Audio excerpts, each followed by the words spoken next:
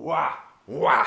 Do you lot not listen to Playboy Carti? I'll box your ears. That's a Playboy Carti song! Don't look at me like that! You so rarely give me the ick.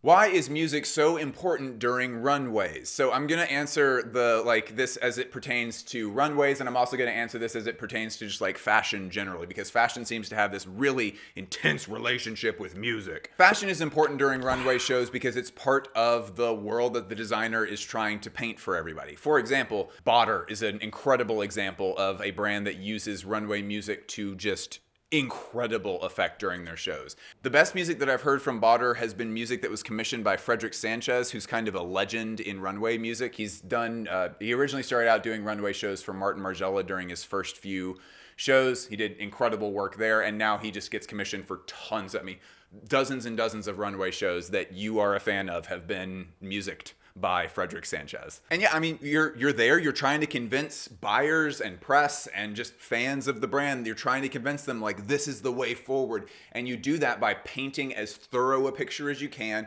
which includes like the clothes and the models and where the location is. Is this an outdoor location? I've seen some brands double it, for example, get so specific in like the way that they're thinking about the presentation that they said, I know it's January, we're still gonna do the presentation outside so that we can give everyone baby blankets, and then that will be part of the immersion of the brand. It's just all, the word immersion actually, that's perfect. It's all just immersion. I need to immerse you in the experience in a huge way that you can do that. The easiest, most quick way to get someone's brain in a certain way is music.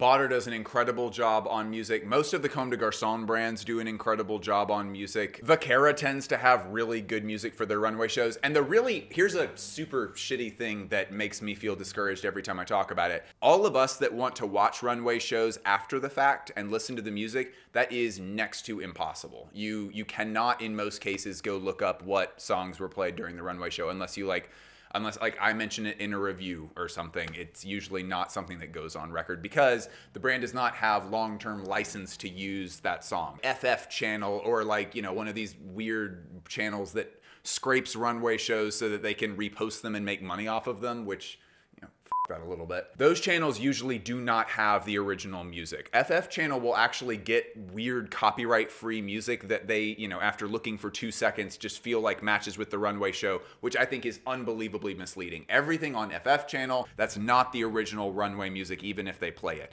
What is usually accurate is if you go to Gucci's YouTube channel. Gucci, when they did the Gucciaga thing with Balenciaga, they made it where every single song that referenced Gucci in the last few years, like Gucci flip-flops, Catch You Outside? What does that mean? Gucci Gang by Lil Pump.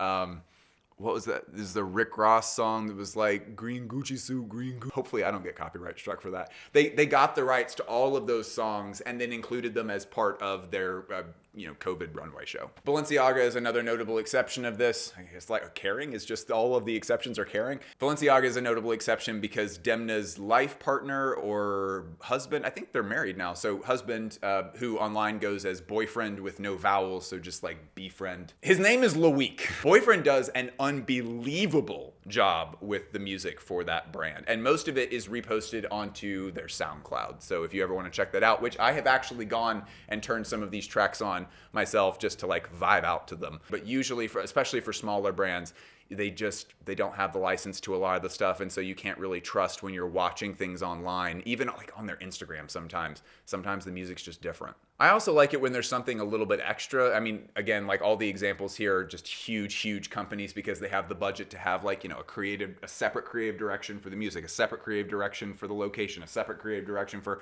how we select models and stuff. The recent Balenciaga show that took place in LA basically was the soundtrack by Boyfriend, but then there was this overlay of these fake ads being read on top of it, like Spotify ads almost, but they were for all fake companies, and they were just sort of the hellscape of advertising like boiled down to one show's worth of ads. It was awful and incredible at the same time. Hard to describe. I'll just let you look it up sometime. So that's music during runway shows. I also kind of want to address like music's relationship to fashion a little bit because it would be fun to talk about that. In an episode that we made a while ago that I can't remember the name of, but has this thumbnail and this title, we were talking a lot about how designers sort of send their work out into the world. That designers are kind of designing more than clothes, they're designing hypothetical people and hypothetical lifestyles. And that when you become the Rick Owens man, or you become like the Issey Miyake girl, or whatever it is that you're talking about, you get to then sort of complete the art by going out, living your life, and sort of complicating that hypothetical person that the designer was proposing. And I don't think it's like that for every celebrity that gets associated with a brand. Sometimes it's just, you know, I'm a figurehead, I'm here, I am very famous, they are paying me to be like, hello, I love this brand. But I think sometimes it is fun for designers to sort of, actually, that might sort of be what the new definition of a muse is sort of allowing a celebrity to take your work and then go complicate it a little bit. I think that's really cool to watch. It's really interesting because you get to see a lot more than the designer is able to show you by themselves. That was such a long answer to that question. What else we got? What inspires you to do what you do in fashion? Man, that's a big question. It sort of depends on how deep we want to go on that. I think fashion is a fascinating art form that resonates with people on a really deep level, and it doesn't get treated like that very often. And I think the reason why you and I work so hard to do what we do is I think it's mostly just because it's like, I can't imagine us going another 20 years and this person's work not being appreciated on the level that it should be appreciated on. I mean, like recently we came out with an episode that I'm extremely proud of, which is the Comme des Garçons, the Lumps and Bumps show. We did an hour-long analysis on that. Daniela was responsible for an incredible analysis about the first Prada show that covered a lot of topics that no one has ever covered about Prada ever. I mean, did you ever find someone else who was pitching the same stuff? Yeah, she was the first one. It's a fascinating episode. I think that for those two videos to have not come out would be a huge disservice to fashion generally. I do think of what I do as like, I'm here to serve y'all. I am here to give you all something that is useful and hopefully going to be helpful to your life and help you to understand and appreciate something that you already love even more than you already do. Do you have anything to add to that? I guess that question really applies to both of us. There's something about the standard way in which fashion has been covered that is so prescribed that when you go to Fashion Week, it feels like everyone is doing the exact same thing. And I don't think it's anyone's fault. In the media? Yeah, and I don't think that's anyone's fault. I just think that that's sort of what it's been. I am most proud of the fact that we try to do a new thing. It feels very hard to not fall into that trap and to try to find something else. And I'm very proud of that with us. Well, a lot of that has been because of you, because you're the one actually like holding the camera when we're in Paris, and you are the one deciding like, I'm going to get backstage footage right now is a higher priority than filming the designer hugging someone right now. Like, you're under an enormous amount of time pressure where you are not given just free range over all of the backstage areas and all of the before the runway and during the runway. You have to make really quick decisions, and you make, I think, consistently very good decisions about what to cover and when and how, and then giving me instruction really quickly where it's like, I need you to be a backup camera here and I need you to hold it high and get everything like up until this point or whatever it is. Daniela has maybe one of the hardest jobs in the whole media side of the industry. To maybe people who don't know anything about that, holding a camera seems very easy. If you watch our Paris runway videos, you will maybe see a little bit better that it is you have the hardest job in fashion media, and you do a really good job with it. I have such bad news for this question. Where can I see runway shows and runway collections from decades ago? Nowhere. It's just not available. I mean, someone else asked a similar question to this where it's like, I don't want to get a subscription to like Vogue. Like, how do I see Vogue runway stuff without? There are not a lot of good options for this. And we're going to kind of flip this into something else.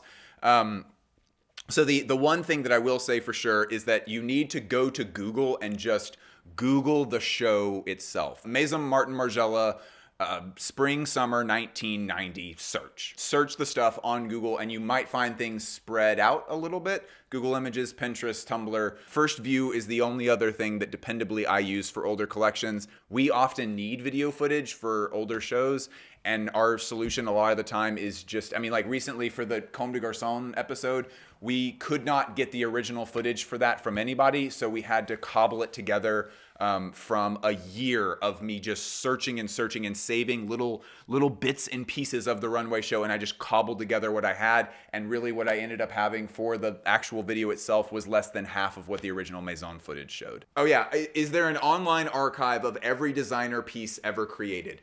No, but like 15 people, I'm not joking, 15 people have reached out to me with ideas about how to make this happen. Essentially, what we really need is we need a complete fashion wiki, which currently does not exist. I realize there are a few different projects that are up and running right now that are trying to do that.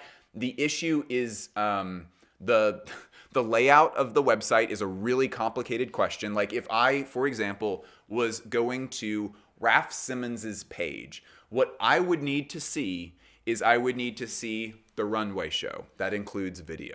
That already is a very tall order that is, it's just not possible. Okay, so full runway looks, including runway video. I would also need to see product. I would need to see, thank you, I would need to see detail photos from the runway. I would also need to see detail photos of product. If we can, I would want a 3D scan. We've gotten a few different 3D modeled things. As that gets more popular and as computers get more powerful, it would be really nice if we could 3D models most of these things so that we could understand a little bit more about the textile. I would need textile compositions. That's another huge thing. Textile compositions for everything, no exceptions, and I would need that to be backed up with evidence. I would need to see care tags from everything, including runway samples. I would want a complete archive of all advertisements that are run with full credits for everything. Model credits would be another huge thing. I would need to see all of the collaborations. I would need to see all of the work that Raf Simons has done at other houses, including contract work while he was in his early career trying to make money. The most relevant person I can think of for that is that Martin Margiela did contract work for a lot of brands before he started working at Hermes, and we have next to no documentation for what that actually is. Major campaigns that they've done, I would want to see process videos about like what, or process information at least about like what went into it. Things like Carol Christian Pole, Layer Zero, Jeffrey B. Small, those process things are Visvim. Those process details are unbelievably important to understanding what the designer does. Interviews, you would be shocked how scarce interviews are for some designers. Rick Owens is one of the only designers that I've ever seen do this right, which is that if you just Google Rick Owens interviews, there is a link on his website that just lists out a transcript of every interview he's ever done. There's like 240 interviews on that website. It's unbelievable. That's some free game right there. There's some TikTokers that are going to take that information and go to town with it. You're welcome, TikTok. So figuring out how to lay all that out in a competent way on a website is a pretty massive design challenge in of itself, but then also figuring out how to populate that website. The thing that makes Wikipedia an incredible resource is that millions of people have worked on it. And there are a lot of people who have said, oh wait, I personally have access to this one academic article from 40 years ago, and that will actually really help the article about Mesopotamian agriculture. And I will go get that article right now, and I will add the information into Wikipedia. You need like time, and you just need an enormous amount of people to fill all that in. I really hope that we can figure out a way to make that work someday. I really, really hope that project comes through. I know that someone who's a good friend of mine is about to have a little bit of a breakthrough on their attempt at doing a fashion wiki, and I will definitely be promoting the shit out of it when that comes out. But yeah, for now there is no good complete archive. The closest that we have is Vogue Runway. Would you like to start, I'm so glad that we're getting to talk about this. Would you like to start a series in which you promote the story of new designers? Okay, so here is the honest truth about this, and we got a little tough love to include here. Everyone on the internet has made it abundantly clear that you do not want to see that. People really like saying it in the comments where it's like, oh, I wish someone would tell me about new designers. I wish someone would tell me about new designers. And then you don't click on any content that promises that. And so What I do is I find ways to sneak in information about new designers where we'll be making a larger point about something, and then I'll be like, a great example of this is Mame Kuraguchi, who has found like an incredible way of mixing her Japanese heritage in with contemporary clothing, and what the result feels very honest, very true to her Japanese heritage, but also somehow futuristic. That's the only way that I have found to talk about new designers where you guys will actually click on it. I'm really trying to eliminate that from my vocabulary. Not you guys. Here's a thing that I would like to encourage everyone to do. This is hopefully not a rant. I understand that when you look at your phone, your brain has been programmed to think of that as relax time. Okay, finally. The things that come up on your phone are things that it's people's job to make. I mean, some of it is just goofy TikToks that somebody in college just makes in their free time with their buddies. But a lot of it is stuff like, I mean, this is Daniela and my full-time job. We spend respectively, each of us, 80 hours a week working to make this channel happen. When you pull up a video from us, I don't expect you, you don't owe me anything for doing this, but like when you pull up a video of ours, this is a pretty low stakes one because it's a questions video, but when you pull up a video like this one, or this one, or this, or this, or this, or this, or this, or this, or this, or this, or this, stupid quantities of research and of time and editing and resource gathering and just sitting and thinking goes into making those. And if the full time on your phone is always going to just be goofy, relaxing, low stakes, just hanging out time, that's all that you're ever going to get. If that's all that people engage with online, that's all that's ever going to get made. I have to really train myself. We're currently in a stage right now where Daniela and I are trying to, as a married couple, figure out how are we spending our downtime that is being spent together. And if I'm being super honest, a lot of what that looks like is flopping down on the couch and getting on our phones and being like, yeah, we're going to start the movie here in like, give me like 15 minutes. I'm like right in the middle of something. And then 45 minutes later, we haven't started a movie. It's 10 p.m., so it's like kind of too late to start a movie. And then it's like, oh, well, let's get ready for bed, but like, let's watch the movie in bed. And then we're just on our phones more, and then we go to sleep. What we would like to be doing is like we picked Werner Herzog and Sofia Coppola, and recently we're trying to do Fellini. We're just picking like film directors that we know are really important, and we're trying to go through their work and sort of understand what aesthetically makes it important and just kind of study movies a little bit so that hopefully that can give us some insights for the work that we do during the day, but in a fun, more relaxed environment. It takes a lot of work for us at the end of the day when we are admittedly just exhausted. We're really, really fucking tired. It takes a lot of work for us to say, I am going to watch this like bizarre sci-fi movie from the 1930s, and I'm going to pay attention, and my phone is not going to be part of the equation here. I get that that's very hard to do. I strongly, strongly encourage you to think of the time on your phone and when you're just scrolling around on YouTube, when you're on Twitter, when you're doing things that are a little bit more casual, to take those things a little bit more seriously and to really engage with stuff that might not be the easiest, most relaxing, most turn my brain off type of stuff in the world, but that you would rather see more of in the world. When you are sitting down at night for rest time, don't just turn on Friends again. Try to engage with something that is going to make you a more interesting person. Something that tomorrow you will wake up and be like, I'm glad I watched that. I'm glad that I'm thinking about these things now. This was good for me. I mean, the original question here is, would you ever do a series? Would you like to start a series in which you promote the story of new designers? I can't do that because no one will click on it. All I'm asking you to do, again, I'm not blaming anyone. I don't expect any...